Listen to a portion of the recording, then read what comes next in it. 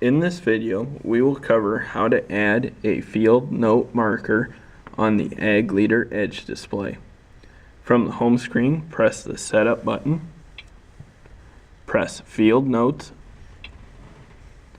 press the Add button, enter in the marker's name, press the green check mark, and as you can see, a new marker with the correct name has been added.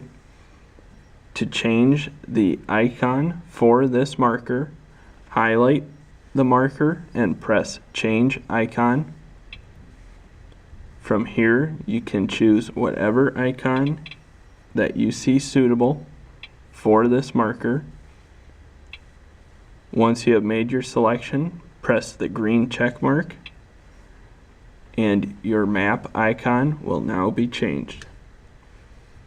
We have now covered how to add a field note marker on the Ag Leader Edge display. For more information on Ag Leader products, please refer to your local Ag Leader dealer, other tutorial videos on the Ag Leader YouTube channel, or the Ag Leader Knowledgebase at support.agleader.com. To find an Ag Leader dealer in your area, please visit our website at www.agleader.com and use the Find a Dealer feature located on the home page.